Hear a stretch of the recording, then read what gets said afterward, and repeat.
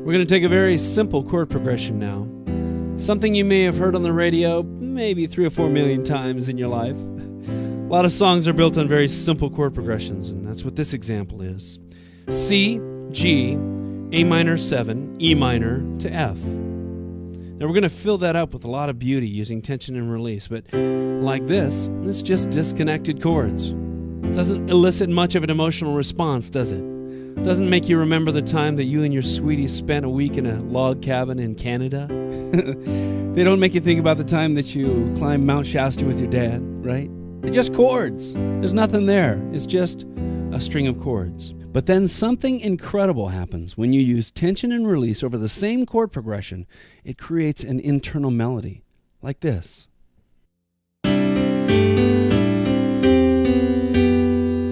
Isn't that awesome? Every time I do that, I'm amazed at the power of a simple melody built on tension and release in the middle of all that.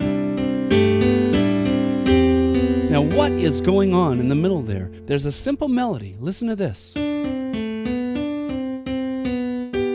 when you play that over those chords, suddenly you're not just playing chords anymore. Now you're playing fantastic music. But how do you come up with those notes when you simply had chords to begin with?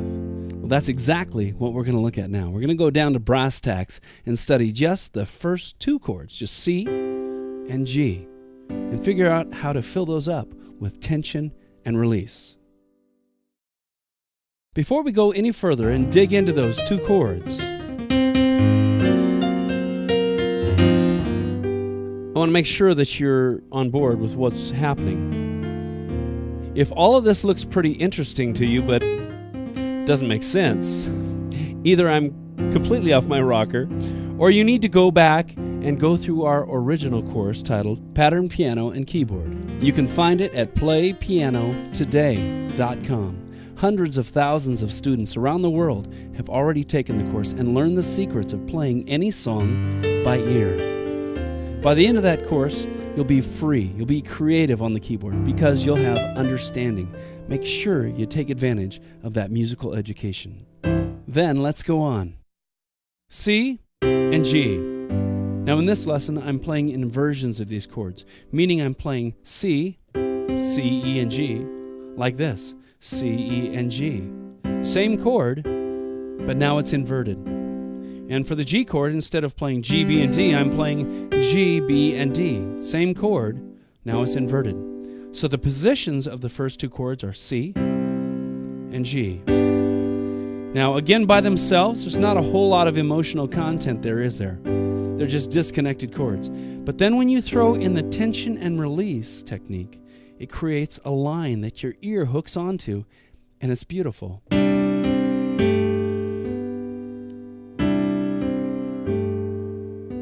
And what's happening?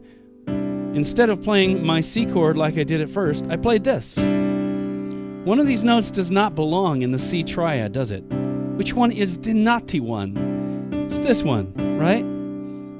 It's a non-chord tone in the C triad, but then it resolves to a chord tone. Okay, so you have tension, you have release. Classically, that's called suspension and resolution. But I don't call it that in this lesson because typically over the last few decades, that's come to mean something regarding the 4th of the scale, resolving to the 3rd. So we're going to call it tension and release. So that's the C chord. Now, can you pick any note? No. What if you pick this note? I'd be throwing tomatoes at you.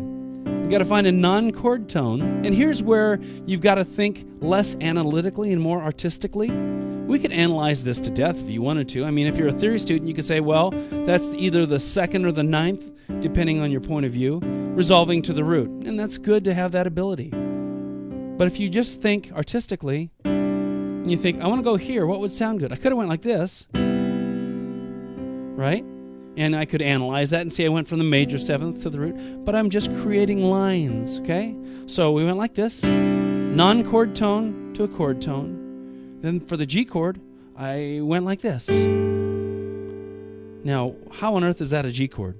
Well, there's a G, right? There's a G. Where's the D? Well, I left it out. It's my artistic prerogative. Okay? But I played a non-chord tone here. And I played it right on the beat. And I resolved it. And here's the kicker. You resolve it to a chord tone. Right? I could have put the fifth in there, the D. But I chose to use a voicing without the D. That's something we really get into in pattern piano and keyboard is voicings. So that first line is here.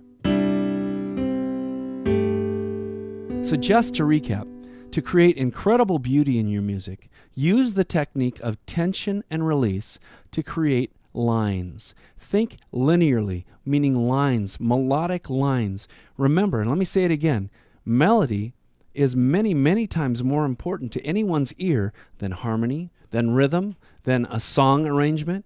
If your song doesn't have a fantastic melody, or if your playing does not have fantastic melody lines within it, it's all going to end up in the dumpster. Think about it. When you go down the street, what do you whistle? Or what do you hum? You'll hum the melody. The melody is what sticks with you. And as a keyboard player, you can really take advantage of that concept. Use tension and release to create great melodies. Try to come up with melodies that have a lot of tension in them. Find notes that may be, right on the edge of being ugly. And then resolve it to something beautiful. And people will start listening. Wow, man, that's beautiful. What are you doing in the middle there? And you could explain it a million different ways. But the fact is, if you have melodic lines that are created using tension and release, your playing will be revolutionized. Now that you know the secret of tension and release, it's real easy to finish that whole musical ditty, isn't it? We did C, we did G. A minor 7 is next up at bat. And which of these notes is the naughty little note? It's this one, right? The D does not fit into the A minor 7 chord per se. And it's resolving to the third of A minor 7, right? And then E minor, I'm playing a note here that does not belong. You can tell. The C wants to resolve to a note in E minor 7. Now here comes the big one. The last chord is F. Only one note belongs in F, right? In the F triad. The F, the B does not belong. The G does not belong. But what happens? We move them both. Nice. Double whammy. So now you know how to create incredible lines out of simple chord progressions. Now you can take some music that you like to play, throw in some tension and release. You'll be amazed what happens. This is David Sprunger from PlayPianoToday.com. Go practice.